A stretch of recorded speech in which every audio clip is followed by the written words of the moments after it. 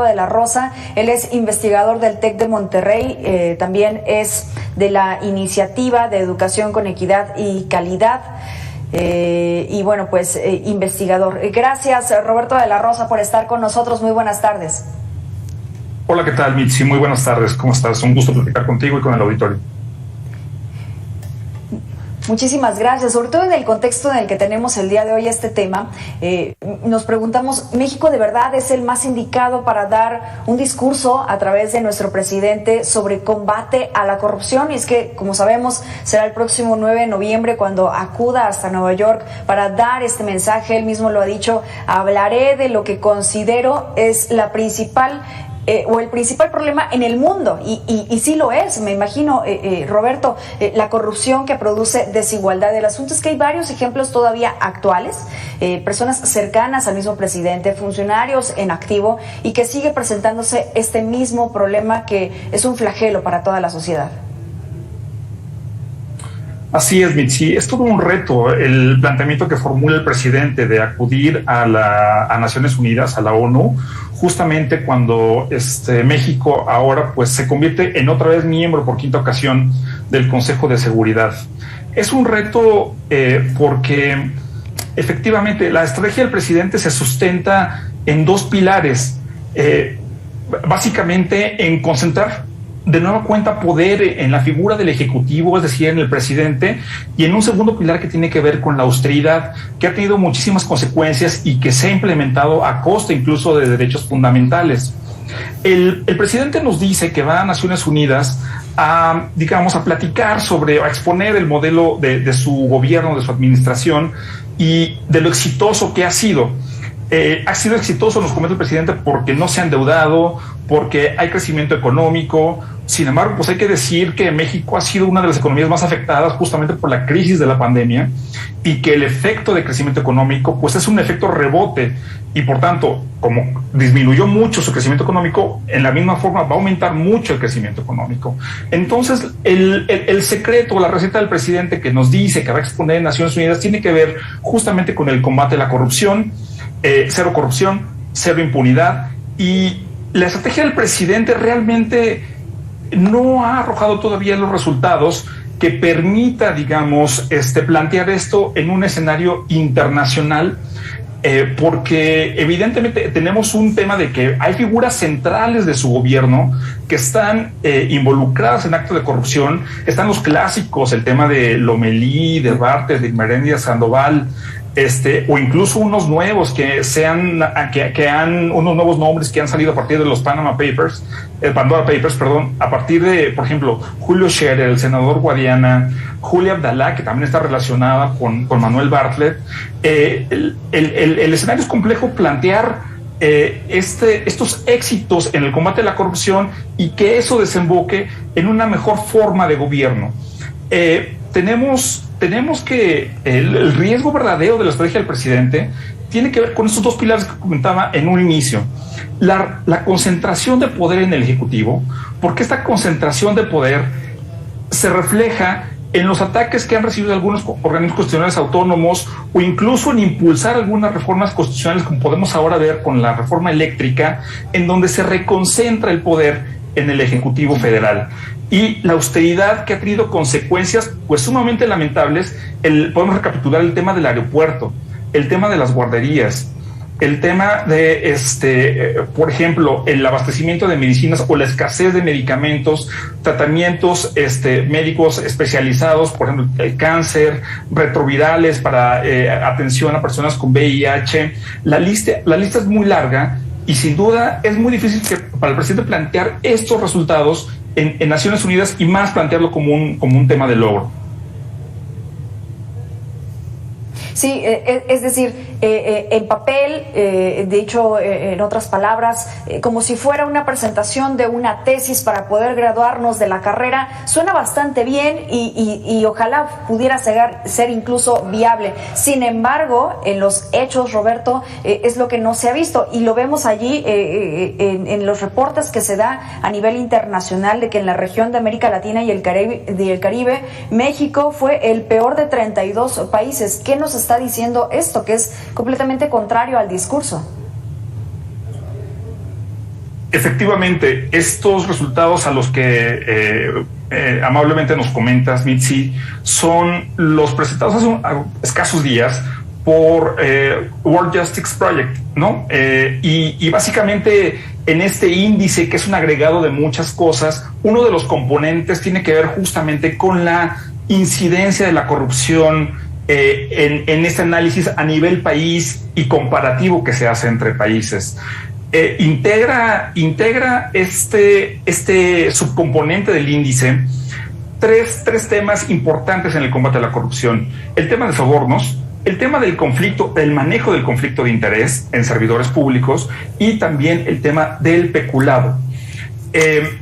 Cuando el presidente plantea ir a hablar a Naciones Unidas sobre el tema de corrupción, pues sin duda tendría que plantear estos puntos de sobornos, conflicto de interés y peculado. ¿Por qué? Porque en el conflicto de interés está el tema de Manuel Bartlett, ¿no? El tema de Manuel Bartlett, el tema de cómo tiene ese patrimonio, siendo con un historial completamente de servidor público, un patrimonio pues millonario de sus casas. El tema del patrimonio también de Meléndez Sandoval es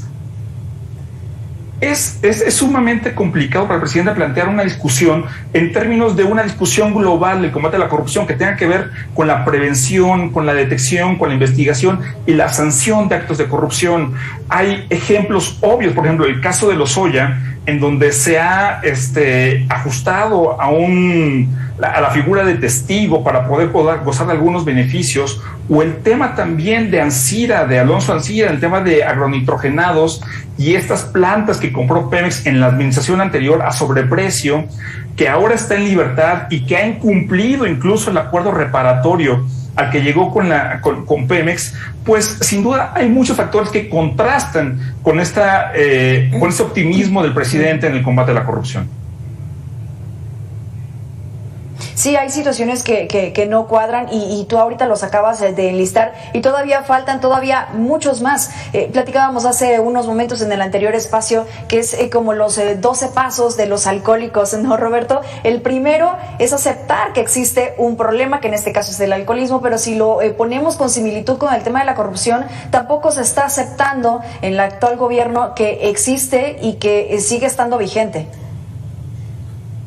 Así es, Mitzi. El primer paso es reconocer que hay un problema.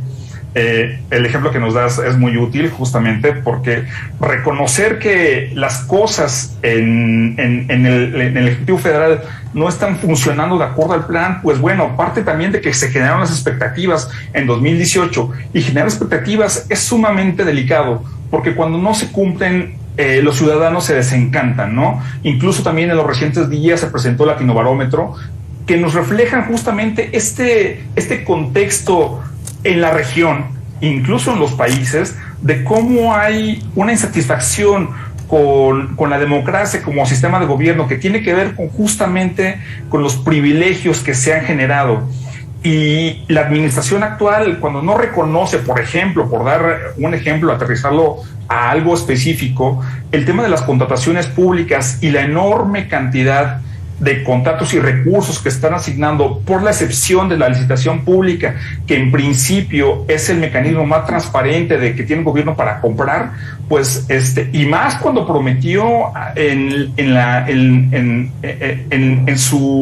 elección pasada, y forma parte de su plan de gobierno, de eliminar las adjudicaciones directas, pero se siguen presentando y de forma importante esta figura de contratación, pues sin duda estamos hablando pues de los contrastes a los que hacíamos alusión hace algunos minutos.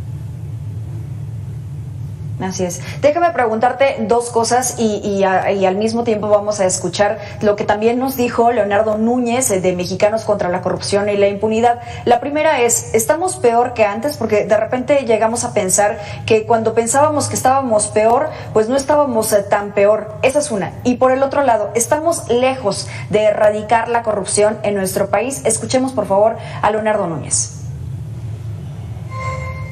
A pesar de que el discurso o una de las banderas principales de esta administración fue el combate a la corrupción, pues lo que hemos visto es un nulo y en algunos casos incluso retrocesos en las instituciones y en los resultados y en la forma en la cual se combate la corrupción, y la ciudadanía también lo está viendo. Por ejemplo, desde Mexicanos contra la Corrupción nosotros levantamos una encuesta, ¿no?, para ver la percepción de la gente sobre el problema de corrupción y si creen que cómo vamos. Y una de las cifras que para mí son más reveladoras es que cuando empezó esta administración, el 52% de las personas creían que la corrupción iba a disminuir en el año siguiente, ¿no? Era una cifra sin precedentes que nunca habíamos visto. Hoy, en 2021, esa cifra ya se nos cayó hasta 28%. ¿Coincides, Roberto? Me parece que la situación no ha mejorado, Mitzi, y no ha mejorado porque no se han generado las capacidades dentro del gobierno para poder combatir la corrupción. La corrupción no se puede erradicar, se tiene que controlar. Lo mismo con la impunidad, hay que controlarla y es paso a paso. Uno de los aspectos que me parece importante destacar es, pues tenemos el INAI por un tema de transparencia, el indicador del porcentaje de solicitudes de información que se han recurrido porque la información que entregan no es la que espera el ciudadano, ha aumentado de 4.9% a 7.3%. Estamos viendo un retroceso, la gente está cada vez más inconforme con la información que entrega el gobierno. En el tema de las auditorías para detectar actos de corrupción, estamos teniendo amplios problemas, ¿no? Por un lado, la Auditoría Superior de la Federación incluso es atacada cuando presenta sus resultados sobre la auditoría que practicó a la cancelación del aeropuerto en Texcoco. La Secretaría de la Función Pública no hace público su plan anual de auditorías, sus informes de auditoría tampoco son públicos, no conocemos cómo audita, en qué momento audita y qué encuentra de los ejercicios de fiscalización que realiza al interior de la Administración Pública Federal. Y un tema muy importante, una herramienta que no se usaba antes, que ahora sí se usa y que en principio podría parecer un avance, que tiene que ver con la inteligencia financiera, pues hemos visto que a pesar de que Santiago Nieto impulsa el tema y internacionalmente en el grupo que se llama Gavi, que tiene que ver con el Grupo Internacional de Inteligencia Financiera, México está mejor posicionado, pero el problema es cómo se está usando esa herramienta. Se está usando sin controles judiciales. Entonces no están mejor las capacidades del gobierno, y las que se están haciendo uso o son más preponderantes en este momento se desvirtúa su finalidad porque pues no se ajustan a un tema de pesos y contrapesos, pues que es necesario en un sistema democrático.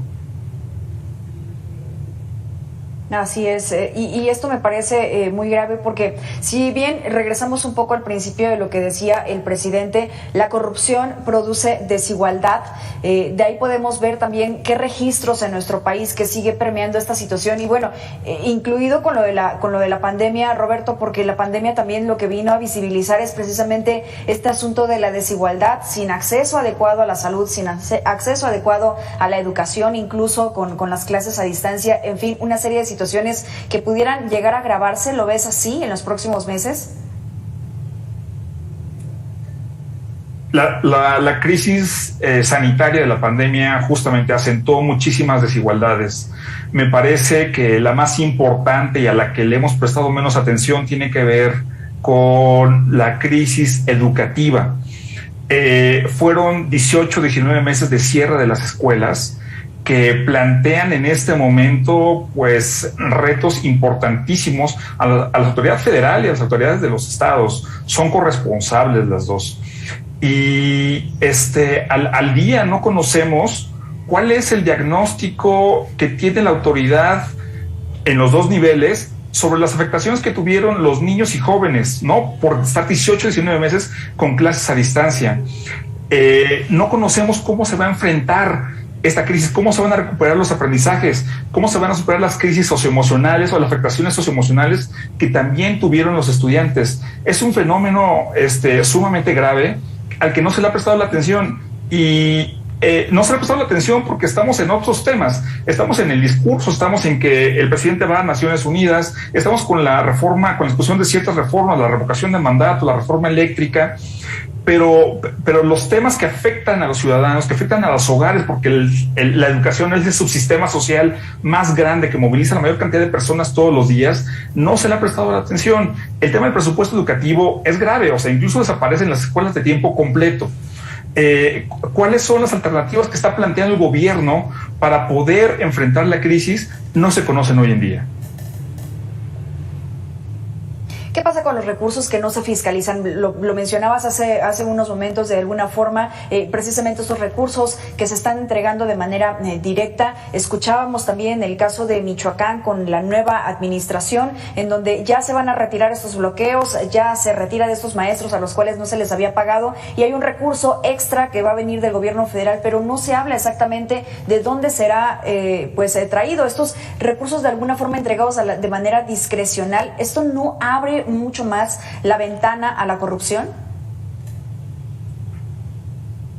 Sin duda. Sí, el tema de cómo gastan y en qué gastan los estados es un tema importantísimo. ¿Por qué? Porque tenemos, por un lado, el gasto federalizado, en donde sí hay reglas de cómo deben aplicarse estos recursos, cuándo, cómo se transfiere y para qué. Por otro lado, tenemos las aportaciones, en donde son recursos que entrega la federación a los estados, pero los estados son libres de aplicarlas, y existen otras que son, como este caso, de necesidades extraordinarias que tienen las entidades federativas y que están relacionados con incluso el pago de servicios personales o de la nómina. Es un problema recurrente, o sea, no de este año, no del año anterior, sino histórico del sistema educativo, de cómo requieren mayor cantidad de recursos para regularizar ciertos gastos, ciertos ejercicios que terminan por complicarse la fiscalización. La Auditoría Superior de la Federación, a partir de 2015, tiene un mandato más amplio para fiscalizar los recursos que llegan a los estados. No solamente el federalizado, que ya lo tenía, ahora también debe fiscalizar las aportaciones y también el gasto los recursos que ejercen los municipios. El universo de recursos y de autoridades y de actores que debe fiscalizar la Auditoría Superior de la Federación es inmenso. Desgraciadamente, la Auditoría Superior de la Federación no cuenta con la capacidad para hacerlo. Esos son los mecanismos que deberían de fortalecerse. ¿Cómo fortalecer a la Auditoría Superior de la Federación? ¿Cómo fortalecer a la Secretaría de la Función Pública? De tal forma que logren una coordinación y que puedan, tener un mayor universo fiscalizable y recursos fiscalizados a través de auditorías que permitan, pues, justamente ver qué pasa, cómo se genera estas necesidades extemporáneas, si realmente se están destinando a lo que dicen los gobiernos de los estados, ¿no? Es común ver que las secretarías de las finanzas de los estados retienen, por lo menos temporalmente, los recursos y llegan, pues, tarde a los estados, ¿no? Llegan tarde y tal vez incluso incompletos. Allí sí, incompleto sobre todo eso, que no sea un combate a la corrupción de manera selectiva, como a veces de repente vemos el tema de la justicia. Gracias, investigador del TEC de Monterrey del programa Anticorrupción de México Evalúa, Roberto de la Rosa, por esos minutos con Mega Noticias. Muchas gracias, Mitzi, hasta luego. Gracias por estos minutos. Usted y yo hagamos una pausa, pero regresamos con más de Mega Noticias MX.